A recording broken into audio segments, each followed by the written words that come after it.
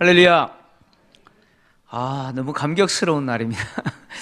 예, 2020년 12월 달에 2019년이죠. 12월 달에 공고하고 2020년이 시작되자마자 여러분들이 신청하셔서 이제 제자훈련이 막 시작됐는데 코로나가 터져버렸어요. 그래서 코로나 때문에 제자훈련이 멈춰버렸고 이거 어떻게 하나 참 암담했고, 그랬었는데 하나님이 또 비록 대면 방식은 아니지만 또 비대면 방식으로 이 훈련을 또 무사히 은혜 가운데 또 마무리할 수 있게 해주셔서 또 이 시간을 갖게 되었습니다. 우리 제자훈련 1년 반 동안 또 훈련 받으시느라고 아마 다른 기수에 비해서 반년을 더 받으신 거예요. 그죠? 여러분 대단하시고요. 또 하나님께서 훈련을 은혜 가운데 마무리하게 하신 거 또 너무 감사하고 또 여러분들 너무 수고하셨습니다. 오늘 이제 드디어 수료식을 하는데 오늘 본문의 내용은 참 잘 아는 내용이죠. 예수님이 지상 명령에 대한 내용인데 카일 아이들먼이라고 하는 목사님이 팬인가 제자인가 라고 하는 책을 썼어요. 혹시 보신 분이 있는지 모르겠어요. 서점에, 기독교 서점에 가면 있는 책인데 팬인가 제자인가 이 책을 썼는데 이 책 서문에 이 카일 아이들먼 목사님이 왜 이 책을 쓰게 됐는지에 대해서 좀 이렇게 기록을 했는데 핵심은 자기가 지금까지 예수님의 제자로서 예수님을 따라가는 삶이 아니라 목사였지만 팬으로, 인기 아이돌 팬들 있잖아요. 뭐 방탄 아미가 있잖아요. 아미 군단들이 있잖아요. 그러니까 팬으로 예수님을 따랐다는 거죠. 그는 부활절을 앞두고 이제 부활절 설교를 준비하기 위해서 목요일 날이죠. 목요일 텅 빈 예배당 본당에 앉아서 이번 돌아오는 부활절 설교를 어떻게 할지 이렇게 고민을 했습니다. 고민을 했는데 미국 사회가 그렇잖아요. 미국 사회가 당신의 종교가 뭡니까? 그러는데 기독교입니다. 그러잖아요. 그죠? 근데 1년에 딱 2번이나 교회 가잖아요. 부활절에 가고 크리스마스 때 가고. 근데 기독교인이라 그래요. 그러니까 이제 부활절을 앞두고 수많은 사람들이 이제 교회로 올 거라는 거죠. 그리고 이 목사님이 젊은 교육 목사로 지금 목회하고 있는데 이 목사님의 교회는 한 3만 명 정도가 오신대요. 부활절이나 이 성탄절이 되면 평소에 안 오던 분들이 이날은 오는 거예요. 그러니까 이 부활절 설교를 이제 해야 되는데 한 3만 명 앞에서 설교를 하려고 하니까 얼마나 부담이 되겠어요. 그죠?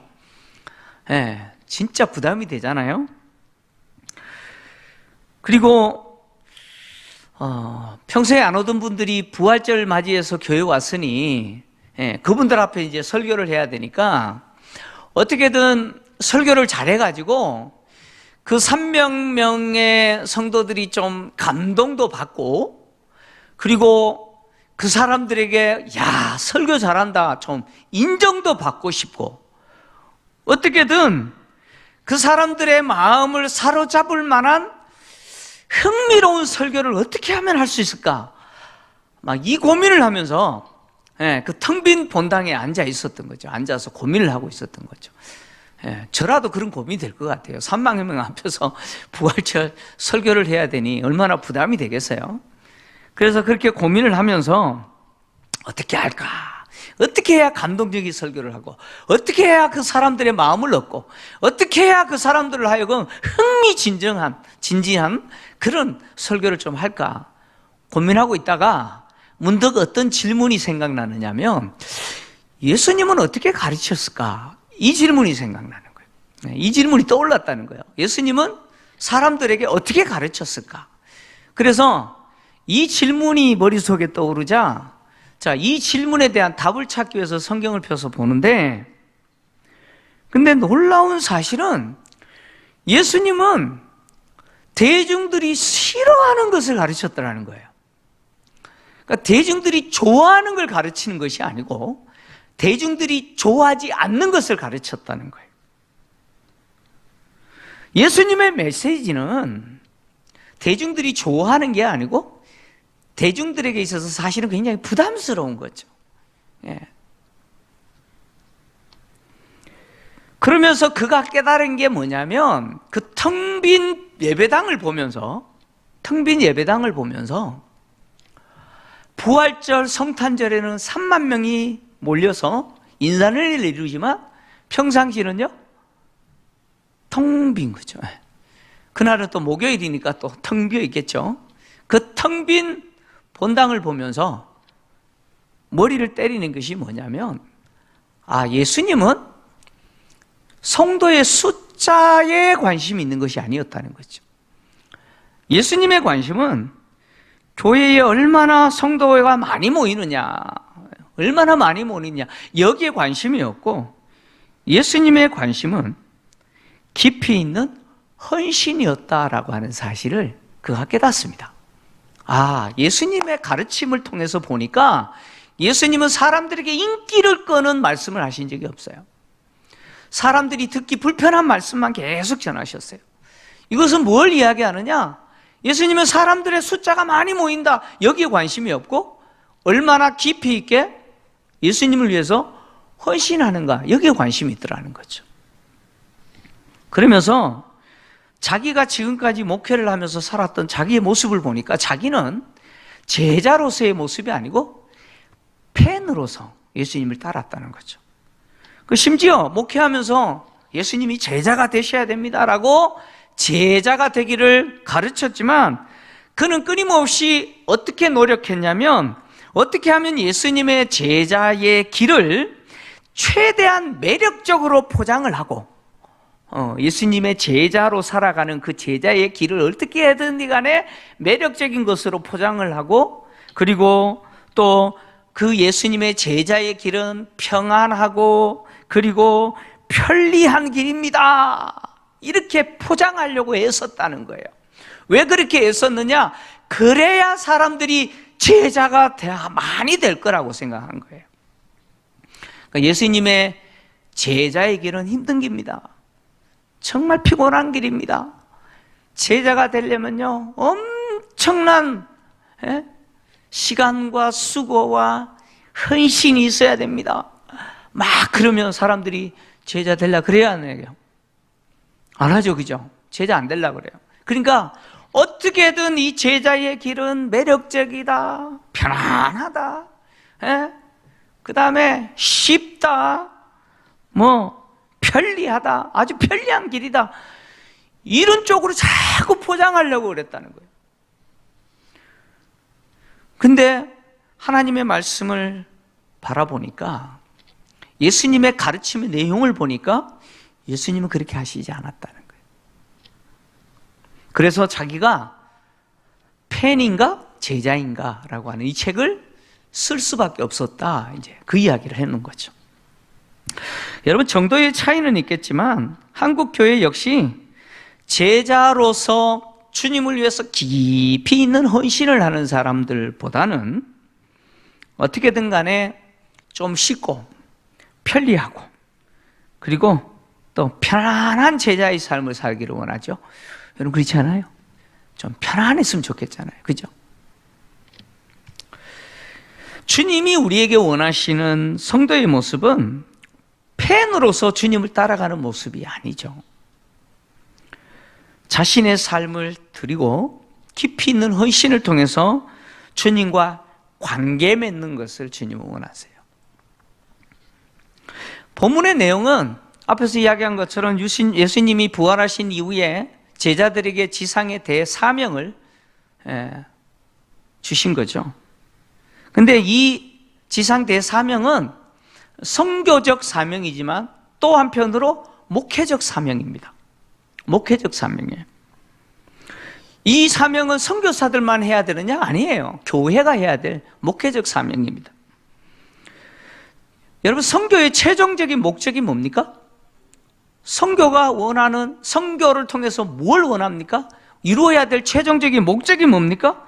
제자 만드는 거죠. 예수님의 제자 만드는 게 최종적인 목적입니다. 가르쳐 지키게 해라. 제자 삼아서 가르쳐 지키게 해라. 이거죠. 명령에 순종하기 위해서 이 가르쳐 지키게 하라라고 하는 이 명령에 순종하기 위해서 가야 되죠. 그리고 아버지와 아들과 성령의 이름으로 세례를 주는 것이죠. 교회는 주님이 말씀하신 것을 가르치고 그대로 순종하는 제자들을 만들어내라 라고 하는 이 명령대로 제자로 살아가는 공동체이면서 또 제자를 만들어내어야 할 공동체가 교회입니다. 따라서 교회는 주님의 말씀이 무엇인지, 우리가 지켜야 할 주님의 그 교훈, 주님이 우리에게 분부한 그 교훈이 무엇인지 가르쳐야 하고 또 그대로 지키는 자들의 공동체가 교회죠. 요한계시록을 기록한 사도 요한이 소아시아의 7 교회를 향해서 하나님의 성령께서 성령 하나님이 주시는 그 메시지를 기록하면서 계시록 1장 3절에 뭐라고 기록했느냐, 이렇게 기록했어요. 우리 같이 읽겠습니다. 시작. 이 예언의 말씀을 읽는 자와 듣는 자와 그 가운데에 기록한 것을 지키는 자는 복이 있나니 때가 가까움이라. 주님이 오실 때가 가까웠다는 거예요. 주님이 오실 때가 가까웠기 때문에 이 예언의 말씀을 읽는 자와 듣는 자와 그 가운데 기록된 것을 지키는 자가 복이 있다. 근데 여기 아주 중요한 3가지 동사가 나오잖아요. 읽는다, 듣는다, 지킨다. 근데 이 3가지 동사가 다 중요하지만 제일 중요한 동사는 뭘까요? 뭡니까? 읽는 것도 아니고 듣는 것도 아니고 지키는 겁니다. 그러니까 이 예언의 말씀을 읽어야죠. 그리고 들어야 돼요. 근데 더 중요한 건 뭡니까? 지켜야 돼요. 그래야 복이 있다는 것이죠. 사무엘 선지자는 순종하지 않는 사울 왕에게 순종이 얼마나 중요한지, 하나님의 말씀을 듣고 그대로 행하는 것이 얼마나 중요한지, 순종이 제사보다 낫고 듣는 것이 순양의 기름보다 낫다라고 했죠. 사울 왕의 실패는 듣지 못한 실패도 아니죠. 그가 하나님의 말씀이 무엇인지 모르기 때문에 실패한 것도 아니고요. 하나님이 자신에게 무엇을 하라고 명령하셨는지 그것을 몰랐기 때문에 실패한 것도 아니에요. 자기가 하나님과 관계에서 해야 될 역할이 무엇인지 몰랐기 때문에 실패한 것도 아니에요. 사울 왕의 실패는 다 알았어요. 그런데 순종하지 않는 것이죠. 알기는 알았는데 순종하지 않는 것이에요.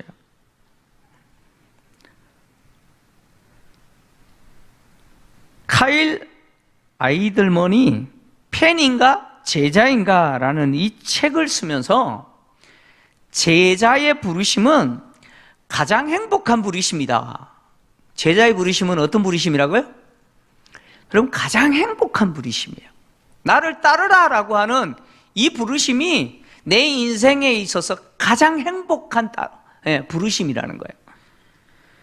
그런데 이 제자의 부르심은 또 한편으로 가장 고통스러운 부르심이라는 거죠. 왜요? 나를 부인하고 따라야 되기 때문에. 여러분, 나를 부인한다는 게 이게 쉬운 일이 아니죠? 자기 부인이 쉽지가 않아요. 나를 내려놓는다? 이거 참 쉬운 일이 아니에요. 그러니까 참 가장 고통스러운 부르심이 제자로 나를 따르라는 거죠. 그 다음에 또 한편으로 이 제자로서의 부름은 뭐라고 표현했냐면 가장 충격적인 부르심이다, 이렇게 표현했어요. 왜 가장 충격적인 부르심이냐? 그것은 와서 죽어라, 이런 말씀이죠. 예수님이 그렇게 말씀하신 거예요. 나를 따르라, 그리고 죽어라, 이렇게 말씀하신 거예요. 죽어야 된대요. 얼마나 충격적입니까? 그죠? 근데 실제로 우리가 예수님의 제자로 산다는 것보다 행복한 삶이 없습니다. 여러분 믿으십니까? 예. 훈련 받으신 분들이 이렇게 아멘이 적으면 어떡합니까? 예? 예수님의 제자로 사는 것보다 행복이 없어요. 가장 행복한 삶이 예수님의 제자로 사는 겁니다. 요즘 대선 앞두고 있잖아요. 그죠? 예, 뭐 요즘 대선 앞두고 대통령 출마하겠다고 선언한 사람들이 많죠? 여당 쪽에서도 뭐 이만한 사람들이 지금 선언하고 있고, 야당 쪽에서도 지금, 야권에서도 이런 인물들이 지금 서로 대통령이 되겠다고 선언하면서 출마를 공식 발표했죠. 근데 이렇게 대통령 선거에 내가 나가겠다, 내가 대통령이 되겠다 선언하면서 출마를 선언하는 사람들을 이렇게 보면 주변에 사람들이 있어요, 없어요? 있어요, 없어요? 그냥 자기 혼자 마이크 들고 그렇게 해요? 아니면 사람들께 동원해서 이렇게 합니까? 지지하는 사람이 없으면 힘들죠. 그러니까 특히 유명한 사람일수록 지지자들이 많죠. 엄청나게 지지하는 사람들이 많습니다. 이렇게 내가 지지했던 사람이 대권을 선언하고 대통령 출마를 선언하자 막 열렬하게 지지하고 환호하는 사람도 있죠. 그죠? 물론 반대측에서는 욕하고 막 그러죠. 그죠? 지지하는 사람들 가만히 보십시오. 어떤 사람은 단순 지지자죠. 뭐 어떤 정치인은 뭐 대학 교수 몇 명이 지지했다 뭐 이렇게 뭐 발표도 하고 막 그러잖아요. 이런 분들은 단순 지지자죠. 근데 단순 지지자가 있는 반면에 또 어떤 사람은 단순 지지를 뛰어넘어서 그 대통령이 될 사람을 위해서 자기가 가지고 있는 시간과 심지어 물질과 자기의 인생까지 거는 사람도 있죠. 없습니까? 혹시 여기는 그런 사람은 없어요? 대통령이 출마하는 사람한테 자기 인생 거는 사람은 없어요? 막 그런 사람도 있어요. 자기 인생을 걸어버려요. 근데 대단한 것은 뭐냐면 자신의 시간과 물질과 심지어 자신의 인생을 그 사람에게 투자하면서 아깝다고 생각하지 않는 거예요. 대단하잖아요. 그죠? 아깝다고 생각하면 하겠어요? 근데 그렇게 아깝다고 생각하지 않고 그렇게 하는 거예요. 여러분, 세상의 권력이라고 하는 게 어떻습니까? 영원한 겁니까? 아니잖아요. 잠깐 동안 누리는 거죠. 우리나라는 5년제잖아요. 5년제라면 끝납니다. 끝나요. 잠깐 동안 세상의 권력의 그 최정상 자리, 그 꼭지점에 앉아있는 그 사람을 위해서 내 인생을 드리고 내 인생을 투자하기는 거예요. 그것도 아깝지 않다고 생각하는 사람들이 많아요. 생각보다 많습니다. 어떤 희생도 막 감내하잖아요. 그죠? 그 사람을 위해서 어떤 희생도 막 감내하잖아요.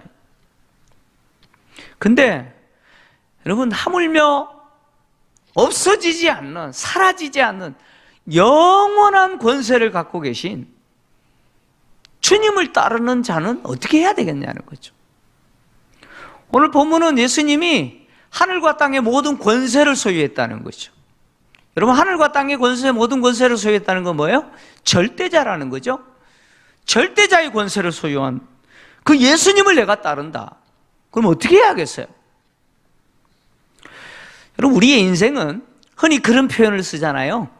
B와 D 사이다. 이게 무슨 말이에요? 인생은 B와 D 사이에 있는 C다. 이런 표현이 있죠. 초이스라는 거죠.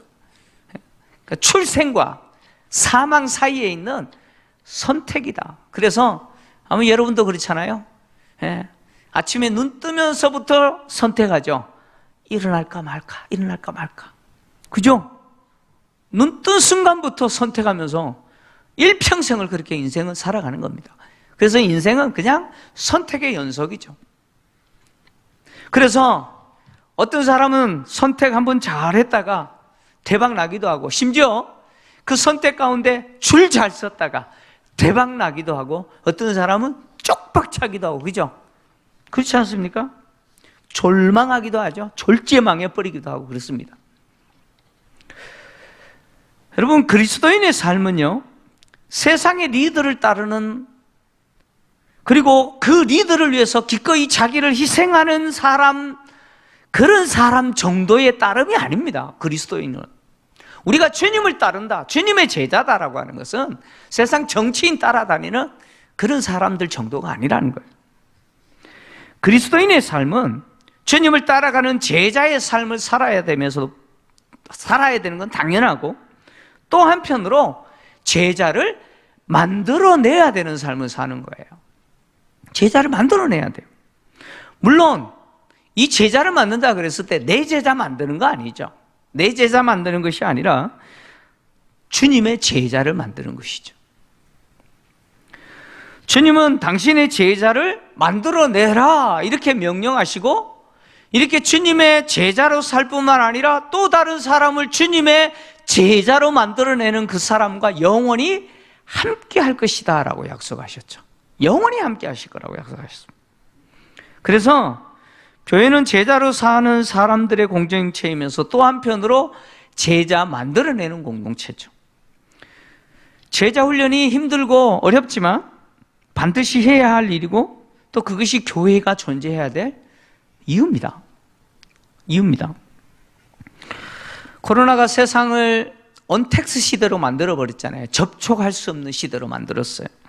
대면할 수 없는 불편한 시간들이었지만, 지난 1년 반 동안 우리는 제자 훈련을, 교회는 포기하지 않았고, 또 훈련에 참여하는 여러분들도 훈련을 포기하지 않았습니다. 그 결과 오늘 이렇게 수료하는 것이죠. 이 영광스러운 순간을 맞이하게 된 것입니다. 수료한 분들의 배운 내용, 수료한 분들이 배운 내용들, 그 내용들을 직행하는 것을 통해서 여러분들이 제자로 이제는 살아야 될 뿐만 아니라 여러분들에게 있어서 또 하나의 역할은 뭐냐면 제자를 만들어내는 거죠. 또 다른 사람을 제자 만들어내어야 할 책임이 여러분에게 있습니다. 제자는 팬이 아닙니다. 제자는 자신의 전부를 드리면서 깊이 있는 헌신과 희생으로 주님과 관계를 맺고 살아가는 자들이죠. 이렇게 제자로 살아가는 자들, 또 다른 제자를 만들어내는 사람과 주님은 영원히 함께 하겠다라고 이야기했죠. 팬인가 제자인가라고 하는 이 책에서 카일 아이들먼은 팬이 아닙니다, 저는 제자입니다라고 하는 사람들의 예화죠. 예를 좀 기록했는데, 김포제일교회 오시는 분들은 늘 그래요. 우리 김포제일교회 담임 목사님은 그 흔하디 흔한 예화 하나 안 한다고. 오늘 예화 좀 할게요. 그 책에 보면 팀 하틀레지라고 하는 사람 이야기가 나옵니다. 이 팀 하틀레지라는 이 사람은요, 예수님을 만나기 전에, 예수님의 제자가 되기 전에 그는 어떤 이름으로 불려졌냐면 밀러맨이라고 불려졌어요. 밀러맨이라고 불려졌는데 그 이유가 뭐냐면 이 사람이 사업을 하는데 맥주 사업을 해요. 그래서 밀러맨, 맥주 사업이 대박을 쳤어요. 그래서 성공했어요. 그래서 사람들이 이 사람을 밀러맨이라고 이렇게 불렀던 거예요. 그는 어느 정도로 맥주 산업에 헌신했느냐? 사람들이 이 사람에게 당신은 아내와 결혼한 게 아니고 맥주 산업과 결혼했다라고 말할 정도로, 그렇잖아요. 아예 아내보다 맥주 산업이 성공하는 것을 더 신경 썼고 더 올인했을 정도로, 그만큼 이 맥주 산업을 위해서 불살랐어요. 그런데 그가 아트 노블스란이라는 사람을 만납니다. 아트 노블스란이라는 사람을 만나게 되고부터 그 사람 인생이 바뀌어버려요. 인생이 바뀌는데, 이 아트 노블스란이라는 이 사람은 어떤 사람이냐? 하나님과 관계에서 멀어진 사람을 하나님과 관계에서 다시 회복시키는 일이라면 물불 안 가리는 사람이죠. 다시 말하면 제자 만들어내는 사람이죠. 이 사람을 만나게 된 거예요. 그러니까 이 사람이 그냥 두겠어요? 예. 그래서 이 사람이 이 팀 하틀레지를, 밀러맨이라고 하는 이 사람을 초대를 하는데 어디에 초대하느냐? 부활절 연극에 초대를 해요. 부활절에 아마 연극을 했던 것 같아요. 그 성극이죠. 그러니까 예수님이 십자가에 돌아가시는 그 뭐 과정을 아마 이렇게 성극을 했던 것 같아요. 거기에 이제 초대를 한 거예요. 근데 이 사람은 가기 싫은 거예요. 가기 싫은데 그래도 또 어떤 이유가 있어서 억지로 가게 된 거예요. 억지로 가서 그것을 보게 됐는데 억지로 본 거예요. 그렇게 보는데 어떤 순간에 이 사람이 감동을 먹게 되냐면 예수님이 십자가에 죽으시는 장면을 보면서 이 사람이 감동하게 됩니다. 밀러맨이 감동하게 된 거예요. 그래서 그때부터 시작해서 예수님에 대해서 다시 생각하게 되고, 그리고 그가 그때부터 변화되기 시작하면서 예수님의 제자가 되어야겠다라고 생각을 하기 시작합니다. 근데 예수님의 제자가 되려고 가만히 생각하니까 장애물이 있는 거예요. 장애물이 있어요. 뭐가 장애물이겠어요? 이 사람이 예수님의 제자로 살려고 가만히 생각하니까 장애물이 있는 거예요. 뭐가 장애물이겠어요? 좀 대답 좀 해보세요. 뭐가 장애물이겠어요? 뭐 나이가 장애물이겠어요? 아니면 지금까지 신앙생활 안 했는데 내가 제자가 될까? 뭐 이런 걸까요? 아닙니다. 이 사람에게 있어서 예수님의 제자로 사는 데 있어서 가장 큰 장애물은 뭐였냐? 맥주 산업이었습니다. 내가 이 일을 계속하면서 예수님의 제자로 산다? 이거는 불가능하다는 거예요. 불가능하다는 거예요. 그래서 이 사람이 어떻게 하느냐? 단호하게 맥주 산업을 접어버려요. 접어버립니다. 여러분 대단하지 않습니까? 단호하게 맥주 산업을 접어버려요. 그리고 지금은 그분이 뭘 운영하느냐? 기독교 방송국을 운영합니다. 기독교 방송국을 운영하면서 그는 수많은 사람들에게 예수 그리스도를 소개하고 그리고 수많은 사람들을 예수님께로 초대하는 역할을 합니다. 바로 이런 사람이 예수님의 제자로 사는 것이고 또 다른 사람을 예수님의 제자 되게 만드는 사람이죠. 오늘 우리가 해야 될 역할입니다. 예수님의 제자로 살아내야 될 뿐만 아니라 내가 예수님의 제자로서 또 다른 사람에게 예수님의 제자로 만드는 것, 그것이 교회의 역할이면서 교회된 우리의 역할입니다. 오늘 수료하시는 저와 여러분이 이 역할을 끝까지 잘 감당하시기를 주의 이름으로 축원합니다.